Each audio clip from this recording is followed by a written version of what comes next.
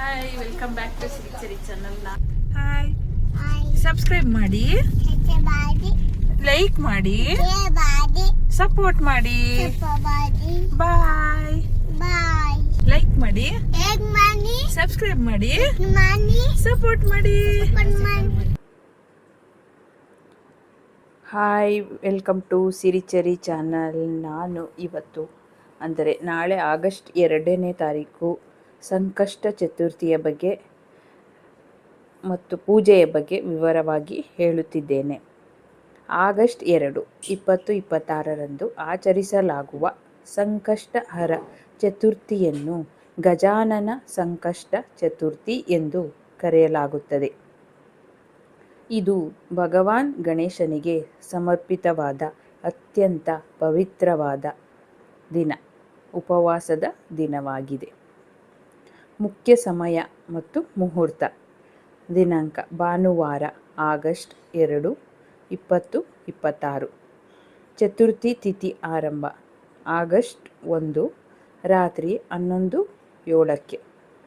ಚತುರ್ಥಿ ತಿಥಿ ಮುಕ್ತಾಯ ಆಗಸ್ಟ್ 2 ರಾತ್ರಿ 11:15. ಚಂದ್ರೋದಯದ ಸಮಯ ರಾತ್ರಿ ಸುಮಾರು 9:20ರಿಂದ 9:45 ನಡುವೆ.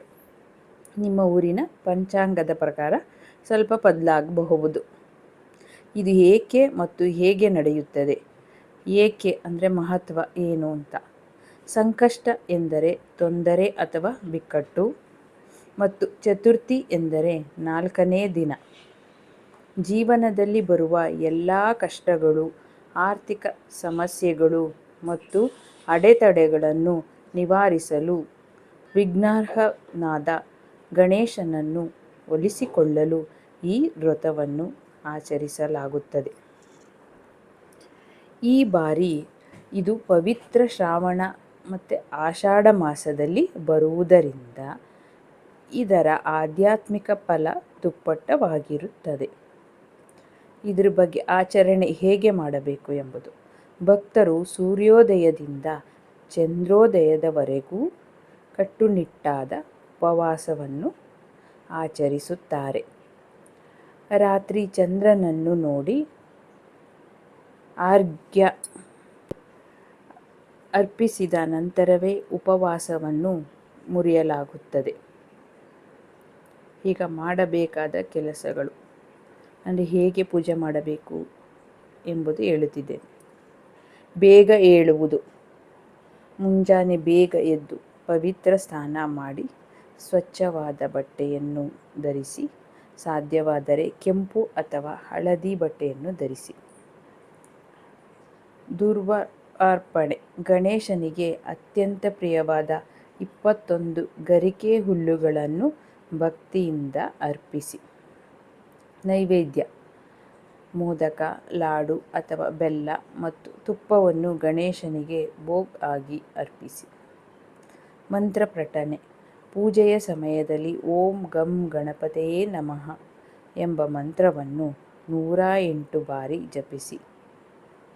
ಚಂದ್ರ ಪೂಜೆ: ರಾತ್ರಿ ಚಂದ್ರೋದಯದ ನಂತರ ಚಂದ್ರನಿಗೆ ನೀರನ್ನು ಅರ್ಪಿಸಿ ಆಶೀರ್ವಾದ ಪಡೆದುಕೊಳ್ಳಿ. ಈಗ ಮಾಡಬಾರದ ಕೆಲಸಗಳು: ತಾಮಸಿಕ ಆಹಾರ ನಿಷೇಧ ಅಂದರೆ ಈ ದಿನ ಈರುಳ್ಳಿ, ಬೆಳ್ಳುಳ್ಳಿ, ಮಾಂಸಾಹಾರ ಮತ್ತು ಮದ್ಯಪಾನವನ್ನು ಸಂಪೂರ್ಣವಾಗಿ ತ್ಯಜಿಸಬೇಕು. ಉಪ್ಪು ಮತ್ತು ಧಾನ್ಯಗಳು: ಕಟ್ಟುನಿಟ್ಟಾದ ಉಪವಾಸ ಮಾಡುವವರು ಸಾಮಾನ್ಯ ಉಪ್ಪು ಮತ್ತು ಅಕ್ಕಿ, ಗೋಧಿಯಂತಹ ಧಾನ್ಯಗಳನ್ನು ತಿನ್ನಬಾರದು. ಹಣ್ಣುಗಳು ಅಥವಾ ಸಾಬುದಾನಿ ಸೇವಿಸಬಹುದು. ಕಪ್ಪು ಬಟ್ಟೆ ಬೇಡ: ಪೂಜೆಯ ದಿನದಂದು ಕಪ್ಪು ಬಣ್ಣದ ಉಡುಪುಗಳನ್ನು ಧರಿಸುವುದನ್ನು ತಪ್ಪಿಸಿ. ಕೋಪ ಮಾಡಬೇಡಿ: ಮನಸ್ಸಿನಲ್ಲಿ ನಕಾರಾತ್ಮಕ ಆಲೋಚನೆಗಳನ್ನು, ಕೋಪ ಮತ್ತು ಯಾರ ಮೇಲೆಯೂ ದ್ವೇಷದ ಭಾವನೆಗಳನ್ನು ಇಟ್ಟುಕೊಳ್ಳಬೇಡಿ. ಚಂದ್ರನ ದರ್ಶನಕ್ಕೆ ಮುನ್ನ ಊಟವಿಲ್ಲ: ಚಂದ್ರನಿಗೆ ಅರ್ಘ್ಯ ಕೊಡುವ ಮುನ್ನ ಯಾವುದೇ ಕಾರಣಕ್ಕೂ ಪ್ರಧಾನ ಆಹಾರವನ್ನು ಸೇವಿಸಬೇಡಿ.